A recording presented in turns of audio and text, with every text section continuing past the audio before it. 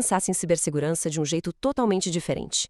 E se não fosse só sobre firewalls, senhas, códigos, mas sobre psicologia, filosofia e, quem diria, até empatia?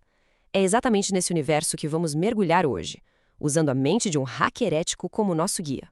Olha, essa citação já muda o jogo completamente.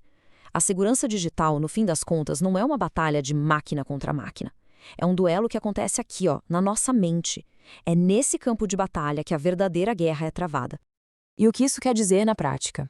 Quer dizer que, em vez de só construir muros mais e mais altos, a estratégia mais inteligente é, na verdade, entrar na mente de quem está tentando escalar esses muros. O foco sai da ferramenta e vai direto para a pessoa que a utiliza.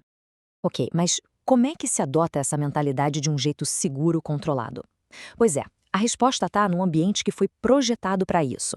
Uma verdadeira lente para enxergar o mundo digital de uma outra forma. E essa lente é o Linux. Esse aqui é o princípio número 1 do hacking ético. É uma defesa que joga no ataque. Pensa assim: para proteger um castelo, a gente precisa conhecer cada ponto fraco, cada passagem secreta, exatamente como alguém que quisesse invadir faria. E o mais interessante sobre o Kali Linux não é nem que ele é só um sistema operacional, é que ele é praticamente um framework mental. É um laboratório completo com centenas de ferramentas que forçam a gente a pensar de forma ofensiva para poder construir defesas muito mais fortes. E isso nos leva a um conceito da psicologia que é chave, a empatia cognitiva.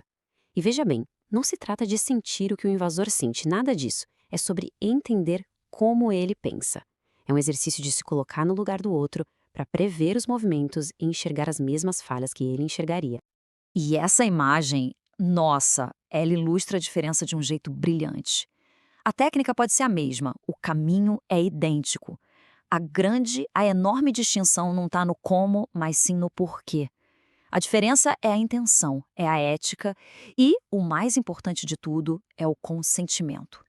Beleza, com essa mentalidade bem estabelecida, agora a gente pode desmontar um ataque moderno. Vamos ver como essa tal empatia cognitiva é usada na prática para explorar não só a tecnologia, mas principalmente a nossa psicologia. Essa tabela aqui é fantástica, porque ela conecta a tática com o gatilho psicológico. O phishing, por exemplo, ele não funciona por causa do código, mas porque explora nosso respeito pela autoridade e o nosso medo da urgência. O baiting, a isca, funciona porque mexe com o nosso desejo de retribuir um favor. A tecnologia, no fim, é só o veículo para a manipulação humana. Então, se o ataque explora tanto a máquina quanto a mente, a defesa tem que fazer o mesmo. Reforçar só a tecnologia, deixando o lado humano vulnerável, é como trancar a porta da frente com 7 chaves e deixar a janela dos fundos escancarada. A defesa precisa ser uma fortaleza de 2 lados. Vamos começar pela parte técnica. É aqui que a filosofia do hacker ético realmente brilha.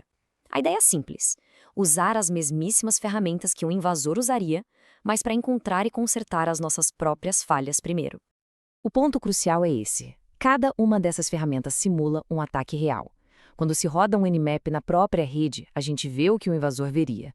Quando se usa o Hydra, a gente descobre senhas fracas antes que alguém mal-intencionado descubra. É literalmente uma autovacina digital.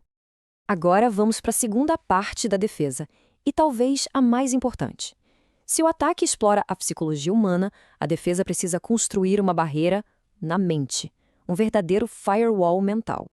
E aqui estão os antídotos. Eles são o oposto direto daquelas táticas que a gente viu. Contra um e-mail urgente do chefe, a defesa é verificar por outro canal. Contra um pedido super gente boa de um colega, a defesa é seguir o procedimento formal.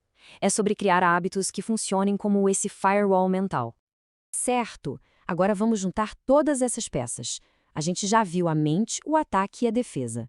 Mas o que isso realmente significa no quadro geral? A verdade é que isso vai muito além de se proteger. Tem a ver com a forma como a gente escolhe construir o nosso mundo digital.